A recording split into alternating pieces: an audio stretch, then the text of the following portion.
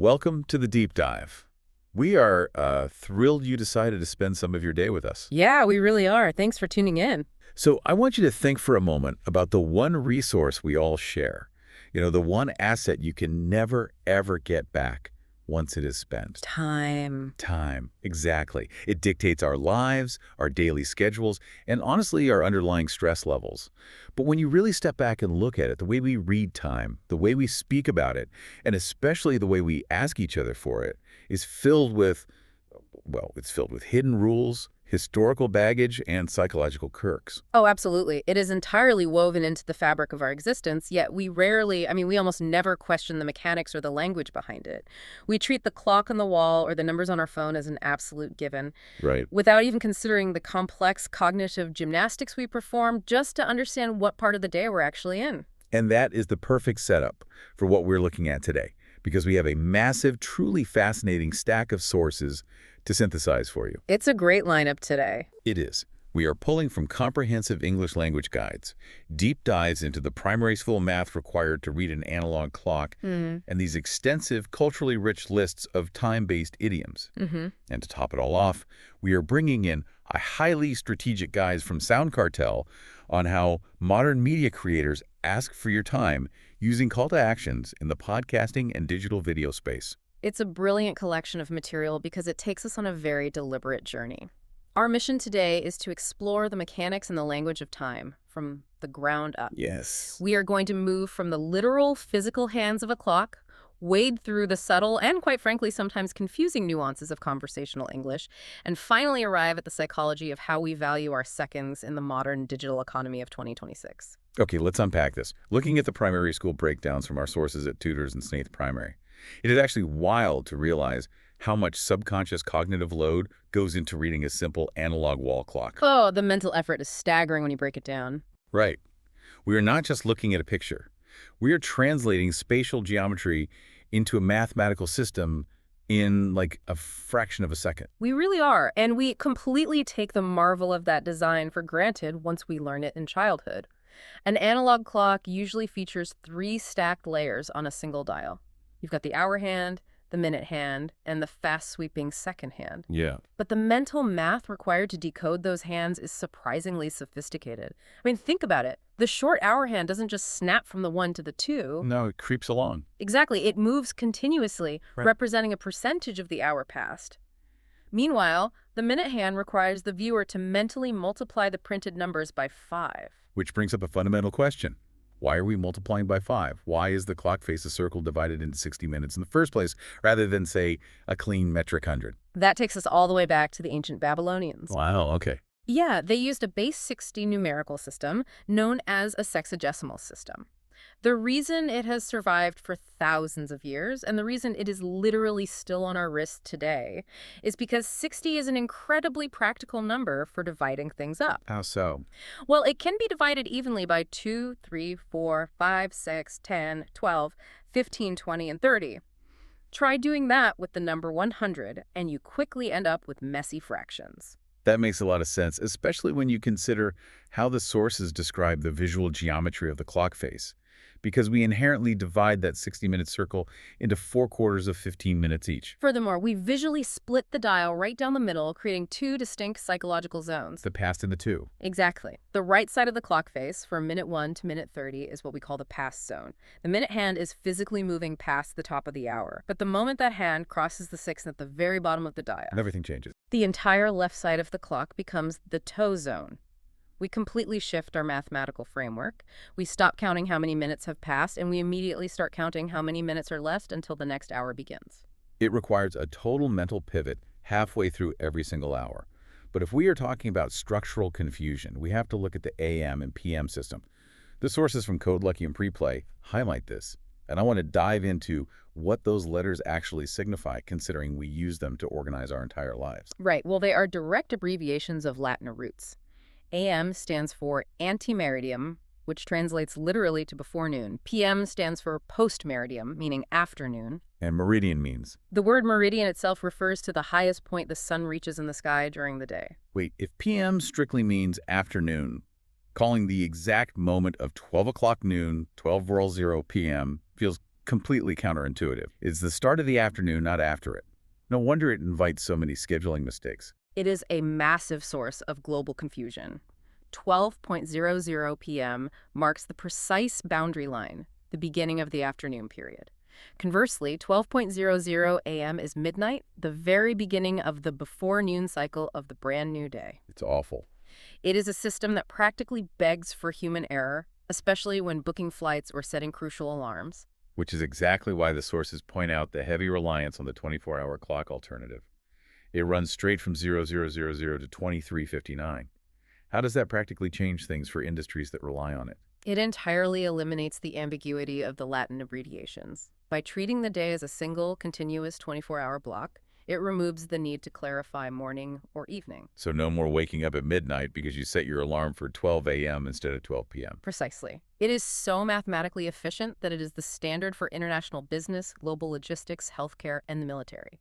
You never have to second guess if a critical data transfer is happening at 6 in the morning or 6 in the evening. The number 1800 hours tells you exactly where you are in the day. While the 24-hour clock solves the mathematical side of the equation, the linguistic side of how we talk about time is a completely different animal. There is a fascinating piece in the Aureate AI source about the traps of direct translation. Oh, the Chinglish example. Yeah, exactly. Specifically, how translating directly from Mandarin can lead someone to ask the slightly jarring question, what time is it now? That is a classic example of why word-for-word translation often misses the natural cadence of a target language.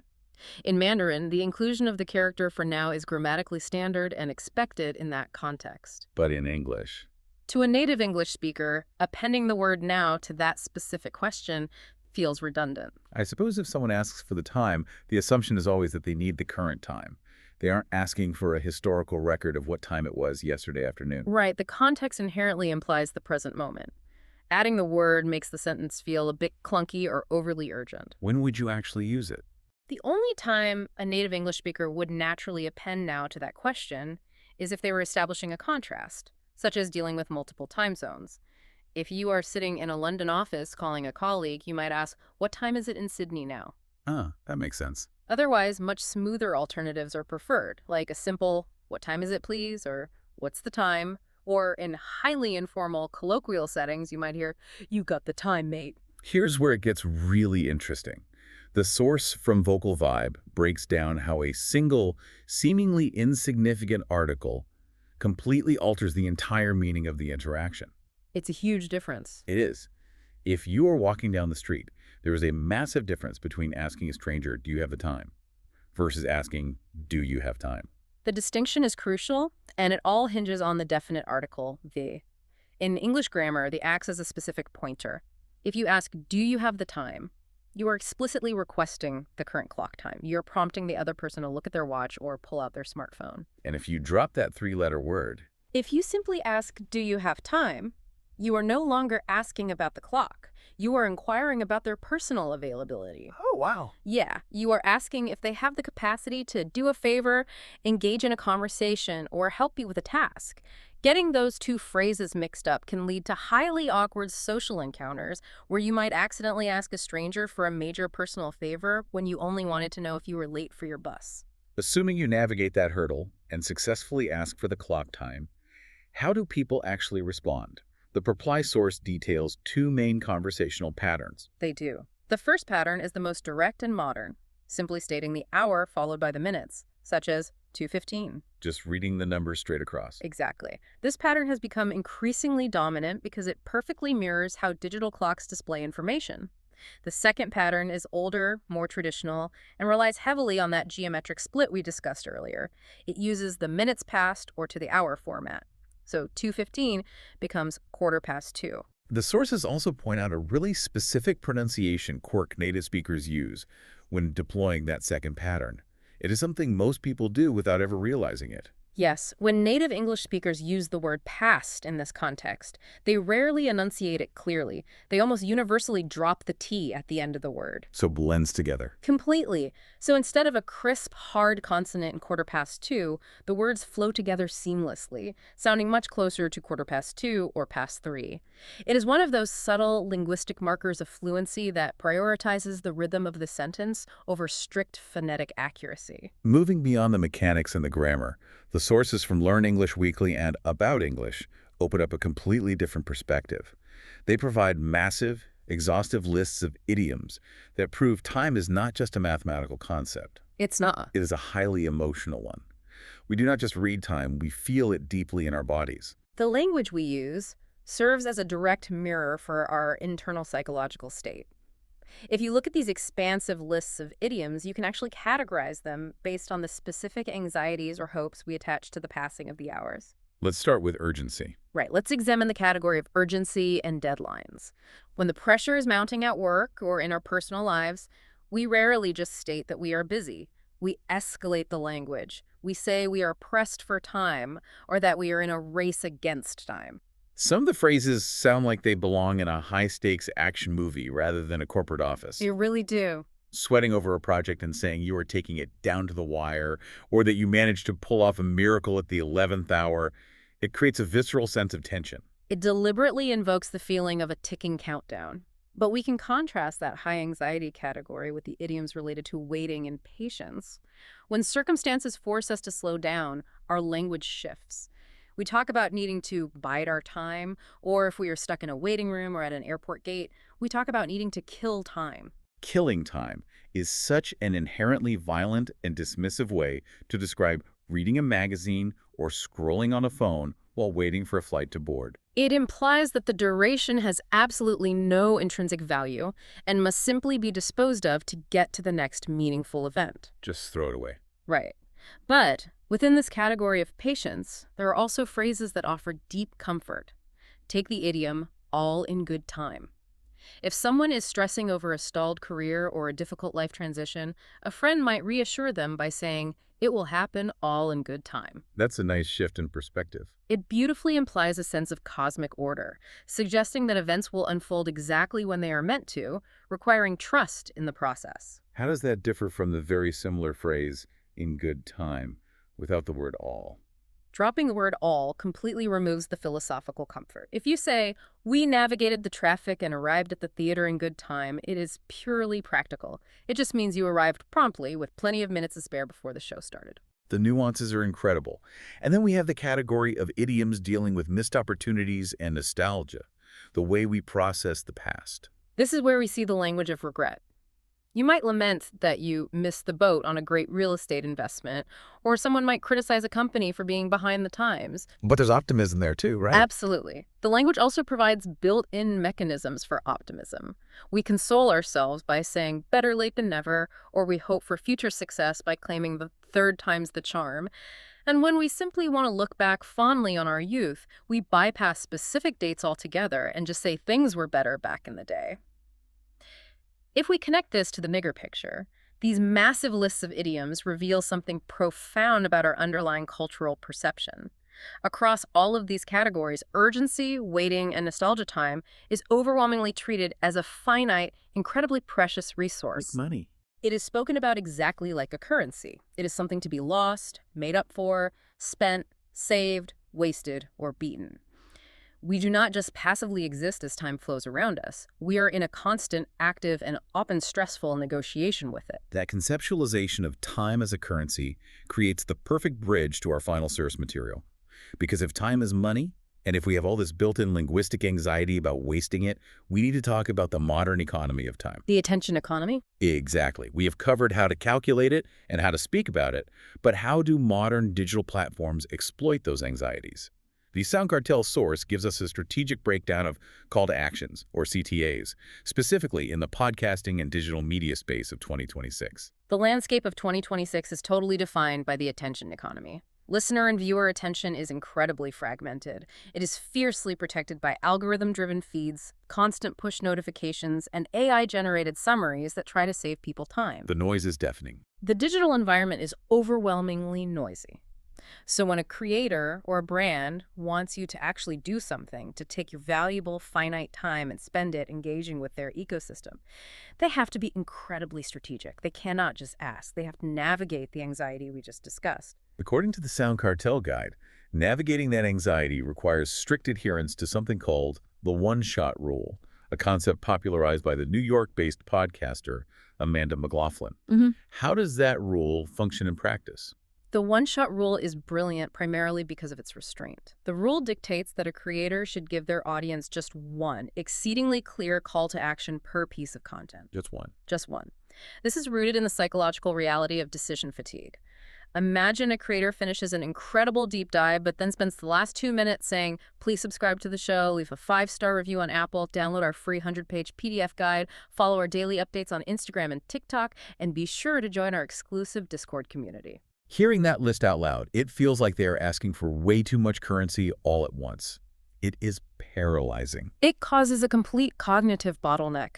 When presented with too many options, the human brain often defaults to taking no action at all. The listener will simply close the app and move on with their day. The one-shot rule forces the creator to prioritize what actually matters.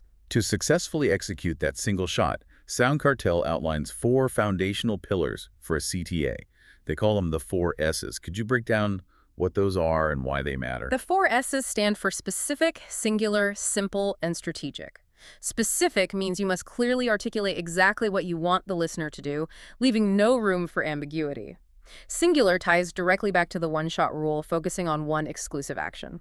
Simple means minimizing the friction and the number of steps required for the audience to complete that action.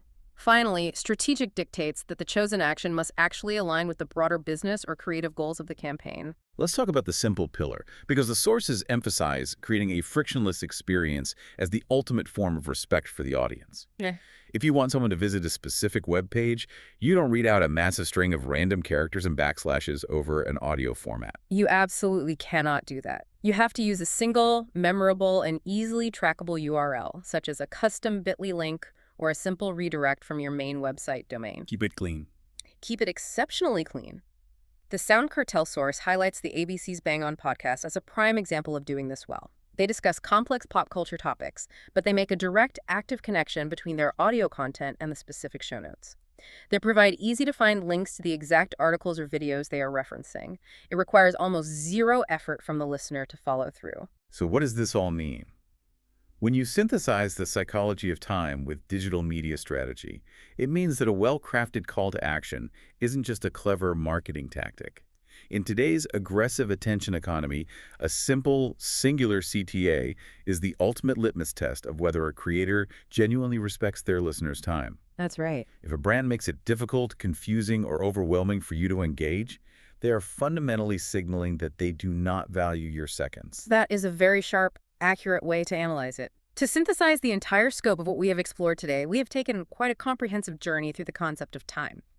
We started with the literal spinning hands of an analog dial, examining the cognitive load required to translate geometry into Babylonian base 60 mathematics. We covered a lot of ground. We really did. We traveled through the ancient Latin roots of ante and post-meridiem. We explored the rich, deeply emotional linguistic quirks of English idioms, recognizing how our internal anxieties shape our vocabulary. And finally, we arrived at the strategic respect for human attention required in the modern digital media landscape. It really makes you look at the clock on your wall and the notifications on your phone through a completely different lens. And as we wrap up, we want to speak directly to you, the listener. Whether you are glancing at an old analog clock in a train station, navigating the linguistic minefield of asking a stranger for their availability, or deciding whether to click a link at the end of a podcast, always remember that your time is your most valuable, non-renewable asset. You are the one who controls how that currency is spent. This raises an important question. We spent a significant amount of this deep dive discussing how deeply our language reflects our underlying cultural anxiety about the clock. If our language truly shapes our reality, how would our perception of a highly stressful back-to-back day change if we actively stopped telling ourselves we were constantly racing against the clock and started operating with the quiet confidence that everything would happen all in good time? That is a brilliant and challenging thought to leave on. Thank you so much for choosing to spend your highly valuable, non-renewable time with us today. We deeply appreciate your attention. Until next time, keep diving deep.